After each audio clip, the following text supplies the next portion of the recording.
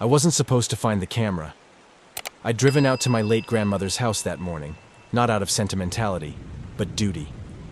The place had been untouched for months, still heavy with the smell of dried lavender and mothballs, like her memory had settled in the walls.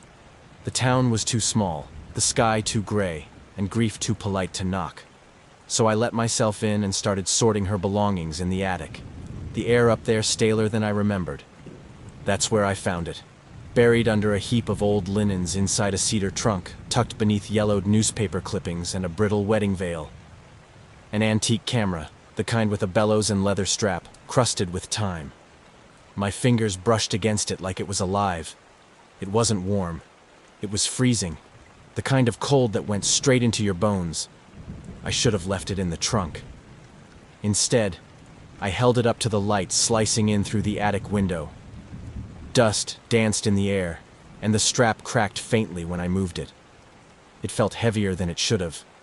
Maybe it was grief, or the way memory hangs in old places. Still, I aimed it at the old rocking chair in the corner and clicked.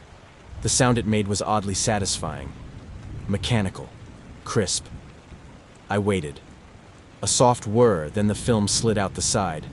I held it up with a smile, until I saw what was in it. The chair looked normal, the dusty floor beneath it familiar. But just behind it, near the shadowed edge of the room, was a pale figure. Blurry. Bent forward. Watching. I blinked hard, then looked around. Nothing there. Just the creaks of the house settling. Probably just a trick of light, I told myself. But I took another photo. Then another. I couldn't stop. By the time I left the attic, my pockets were stuffed with fresh reels. I didn't even look through them until I got home. That's when my heart started to race. Every shot had him. Not always in the same place. Sometimes near the door. Sometimes hunched by the window. But always there. Watching. A man, I think. His face never clear. Just wrong. As if the camera could see something I couldn't. Still, I told myself it was probably some lens defect. The house was old. The film was old. Everything about the day was old. So I shrugged it off and left the reels on my desk. I was halfway down the hallway when the attic door creaked shut behind me. Not slammed, just closed. Like someone didn't want it open anymore. I didn't go back up. That night, I lay in bed, staring at the ceiling, thinking about that camera. I'd brought it home with me. Why? I don't know. It sat on the dresser across the room. Still. Heavy. Cold. I tried to sleep, but every time I closed my eyes, I saw the image of that figure. Pale. Watching. Always in the corner. Always close enough to notice, but never enough to recognize. I rolled over to face the wall. That's when I heard the first click. Like a shutter. Like the sound that camera made. My blood turned to ice. Slowly, I turned to look at the dresser. The camera was still, but I swear I saw the red light blink. I should have thrown the reels away that night. Should have left the camera in the attic to rot with the smell of cedar and loss. But curiosity has a grip, doesn't it? It clings like a shadow. And once something stirs the question inside you, what did I really see? It never lets go. The next morning, I sat cross-legged on my bedroom floor, the blinds half drawn, film reels spread out before me like tarot cards. My hands trembled slightly as I loaded the first strip into the scanner, each frame whispering unease before even appearing on screen. He was still there. The pale man. Only now, he was closer. In the first new photo, he hovered near the chair. In the second, behind the trunk. By the third, I swear he was peeking from the edge of the attic stairs, closer than I ever remember pointing the lens. I hadn't seen him with my own eyes, only through the film. He lived in photographs, like he only existed where light tried to trap time. I told myself again, glitches maybe. Something burned into the camera from decades ago. But when I turned off the scanner and looked toward the camera resting on my desk, I felt it again. The sensation that I was being watched. That night, I couldn't sleep. The air felt heavier somehow, like the walls were pressing inward. I kept hearing the faintest creaks in the hallway, the kind you tell yourself are just pipes settling. But our pipes had never sounded like quiet, deliberate footsteps. I put the camera in my closet and shut the door. But at some point, past midnight, I heard a click. That click. The unmistakable mechanical snap of a shutter. I sat upright in bed, heart pounding in my chest. My room was still, too still, and cold. I glanced toward the closet. The door was open. The camera was back on my desk, facing me. Click. It fired again, on its own, and a strip of film slid out like a tongue from a mouth that shouldn't breathe anymore. I didn't want to touch it, but I did. The image showed me in bed, sleeping. The angle. It had to be from just a few feet away. Inches, maybe. But I hadn't taken the photo. I locked the camera in a box after that, stuffed it with duct tape and rubber bands, shoved it in the basement. I didn't even want to think about it anymore. But the next morning, when I woke up, the box was gone. Not just missing, gone like it had never existed. And the camera? Back on my nightstand. Lens aimed straight at my face. Worse still were the new photos. Scattered across the floor were images of me. In the kitchen, in the shower, walking past the windows. Every single one from an angle I never stood in, never could have. Some were grainy, others crystal clear. But the last one chilled me. It was taken from above, like from the ceiling. And I was sleeping, mouth slightly open, completely unaware. But there was something else, behind me, by the foot of the bed. A pale face, watching, smiling. I turned on every light in the house, too afraid to be in darkness. Even the glow of my phone screen felt safer than the shadows in my own room. I tried deleting the images, but they wouldn't go. Tried burning the film, but it wouldn't catch. The only thing that changed was the air. It smelled different now, like old chemicals, like a dark room left to rot. And that night, for the first time, I locked my bedroom door, not to keep someone out, but to keep something in. I don't sleep much anymore. Something about darkness feels different now, thicker, heavier, like it breathes, like I'm never alone when the lights go out. Every time I close my eyes, I feel something just past the edge of consciousness. Watching. Listening. Last night, I whispered into that darkness, not even sure why. Maybe I was trying to provoke it. Maybe I was trying to prove I was still in control. "Who are you?" I asked. Silence. Then, from behind me, so close I could feel it tickle the edge of my hairline, came the faintest breath. A slow, deliberate exhale that didn't belong to me. I didn't move. My body refused. Goosebumps prickled across my arms, and the camera, resting on the nightstand, gave off a soft, mechanical hum. I hadn't touched it. I hadn't even looked at it. But the viewfinder fogged over, as if someone had just breathed into it. Click. The shutter fired. The film slid out on its own. I couldn't make myself reach for it. I just stared at it from across the room as it curled slightly at the edge, fresh and wet. The camera turned on its own axis, facing my bed. I don't remember crawling out from under the covers, but suddenly I was on my knees, frozen beside it. I tried to shut it off, yank the film from the slot, anything. But the shutter kept firing. Click, click, click. Each photo printed faster than the last. A black image, then a hand, pale and reaching. Another image, a mirror, cracked, bleeding red down the glass. Then, me. My reflection. Not as I was, but twisted. My eyes wide, mouth stretched in a scream I hadn't made yet. My reflection moved inside the photo ever so slightly, as if struggling to escape the glass. My breath caught. My voice finally returned, and with a trembling hand, I screamed at it. "Stop!" I slammed the camera to the floor. It shattered instantly, metal and film and something else, something black and sticky, spilling out across the hardwood like tar. A noise escaped it. Not a crack, not a click. A cry. A sharp, startled gasp, like the camera had been holding its breath for years, and I'd just forced it to exhale. The air around me pulsed. The lights flickered once, then blew out completely. I was left in total darkness, crouched over the remains of something that should not have lived. I waited. For movement. For breath on my neck. For that whisper again. Nothing came. Only silence. But silence can be just as loud. I felt it fill every space in the room, growing heavier by the second. Like the quiet was watching me now. I didn't sleep. I sat against the wall, knees to chest, waiting for the sun. And when dawn finally broke and spilled pale light across the dresser, I saw it. The camera. Perfect. Pristine. Not a scratch on it. Sitting neatly on the dresser, aimed directly at me. Beside it was a photograph, placed face down like a threat. My hands trembled as I reached for it, heart screaming at me not to look. But I flipped it over. It was me, kneeling beside my own shattered corpse. Blood smeared across the floor in thick arcs.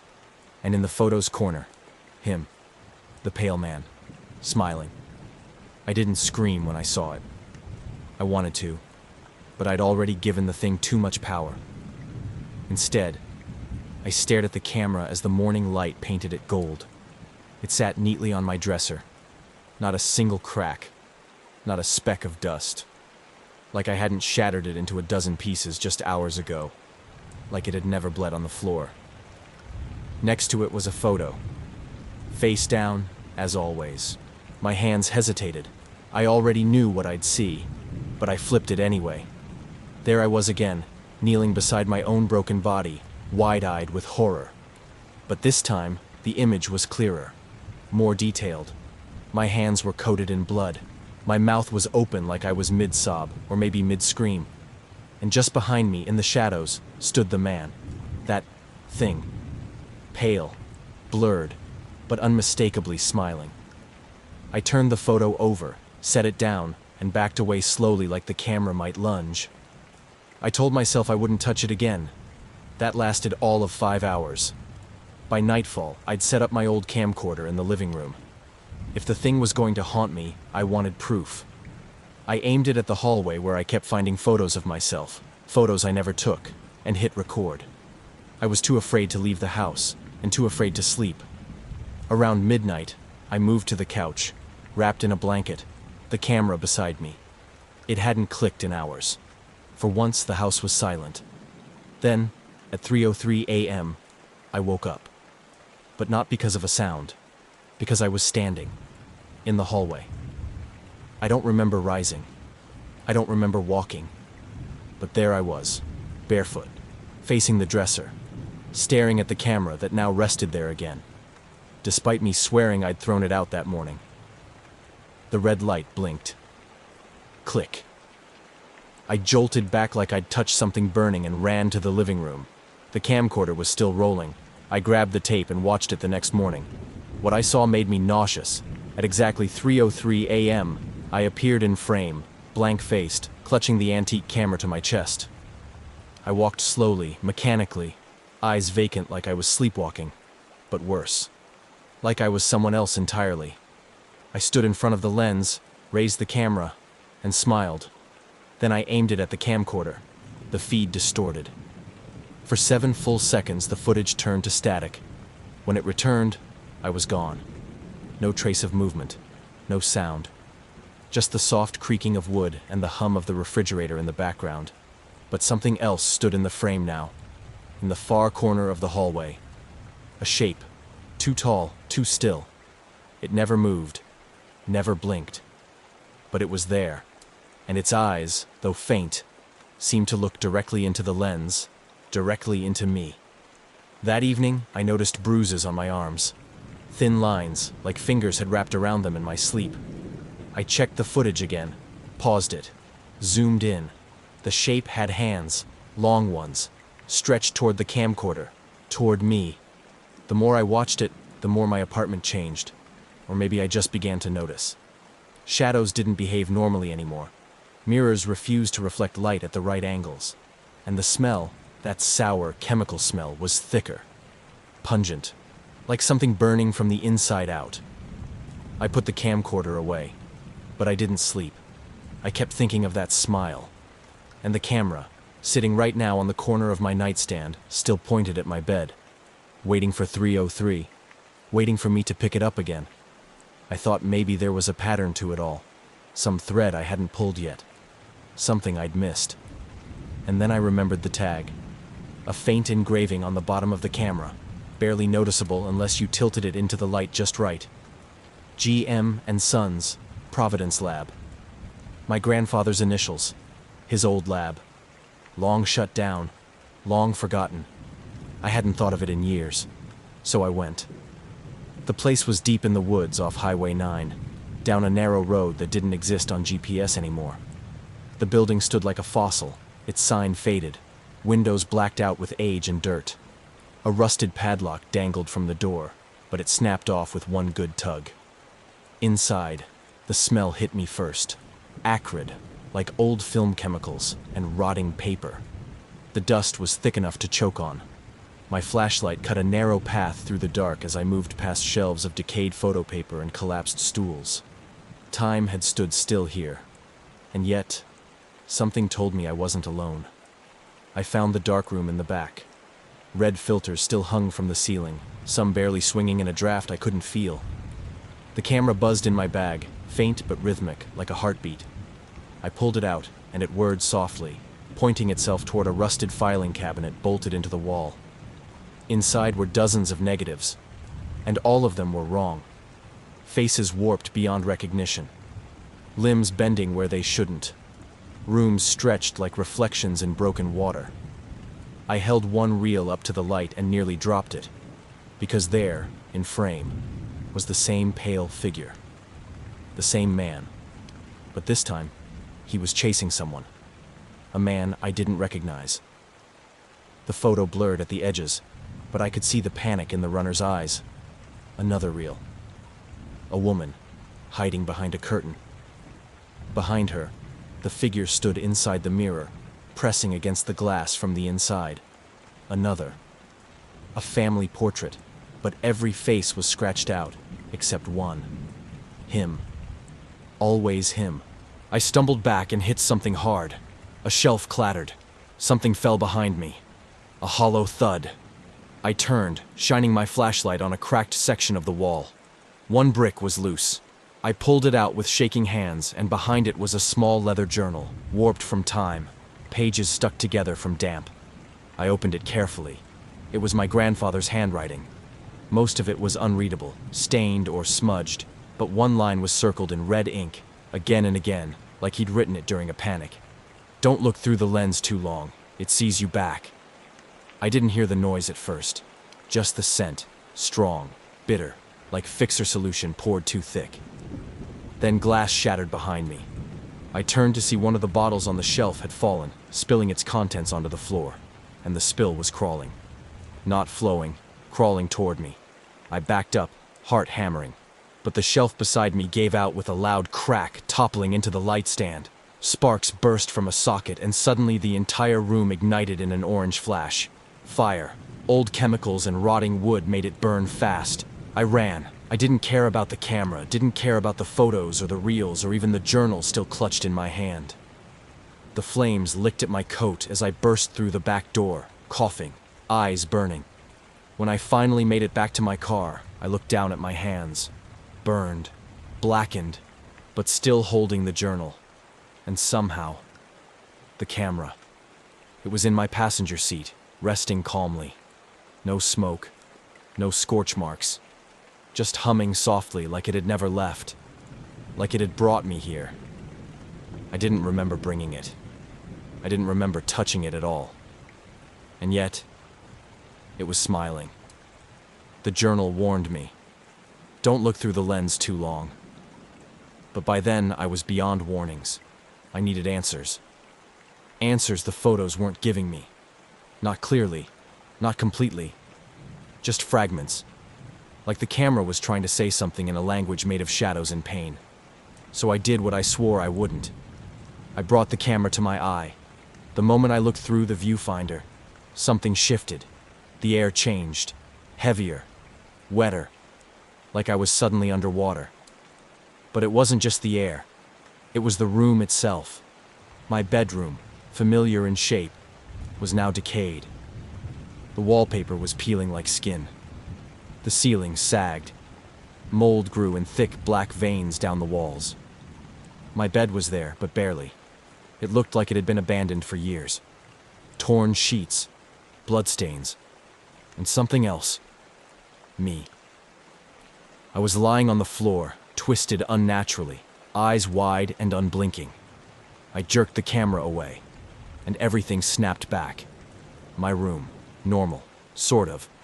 Except now the walls looked a little more faded than I remembered. And the scent of rot lingered, faint but undeniable. I should have stopped, but I didn't. I needed to know how deep the lens could go. So I looked again, this time in the living room. Same process, same decay. But now, there were things, shadows, moving just out of frame, slithering through the corners, vanishing when I tried to focus. The deeper I looked, the more I felt them staring back.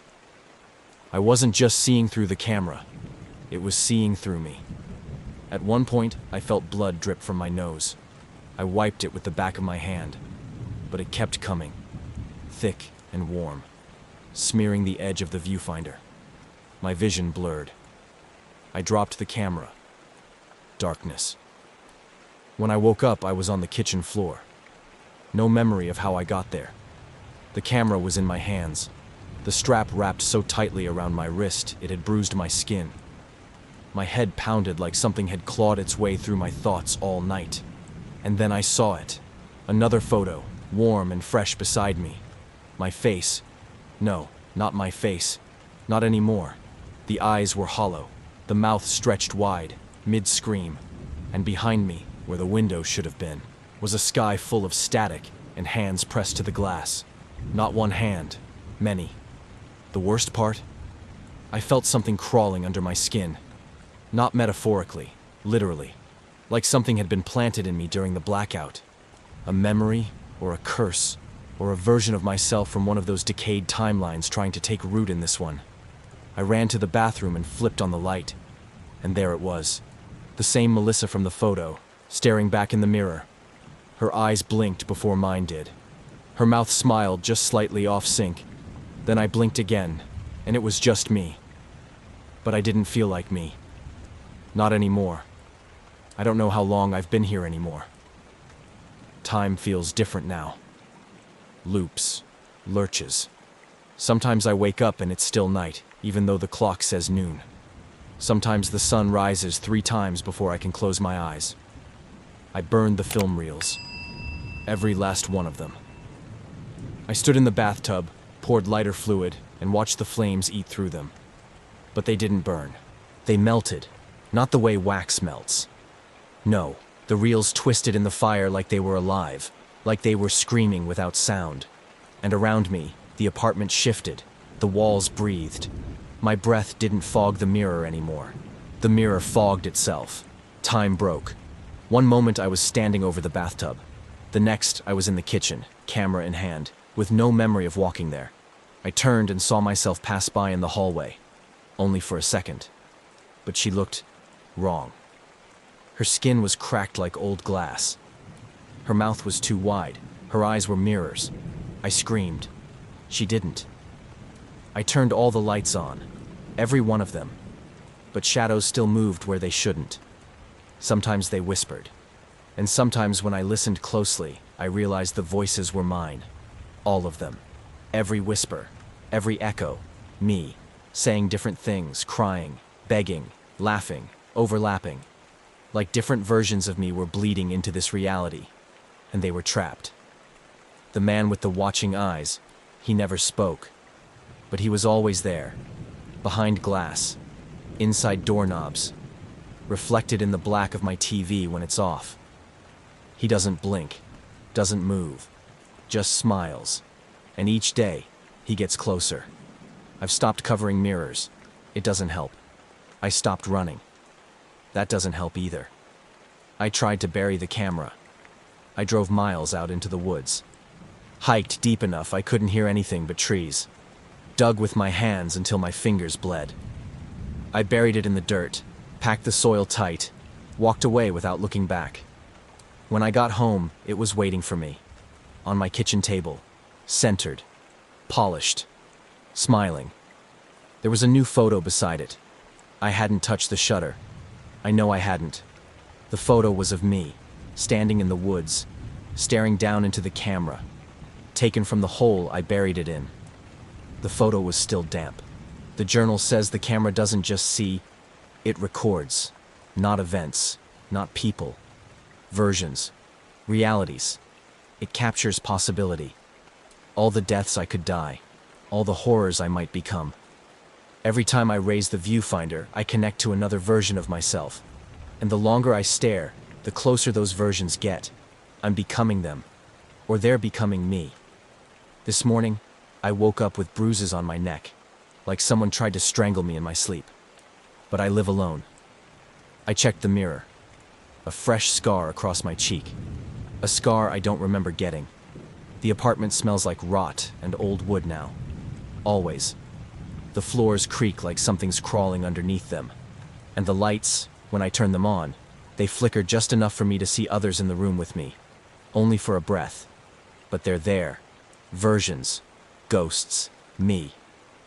Sometimes the camera takes photos all by itself. I find them spread across the floor when I wake up. One of me weeping in the bathroom. One curled in the closet, whispering to someone not there. And the last one. It's the same every night now. Me, kneeling by my own body. Only now the figure in the corner isn't blurry anymore. He's clear, sharp, closer. His eyes are mine. And tonight, when I blinked, he blinked too.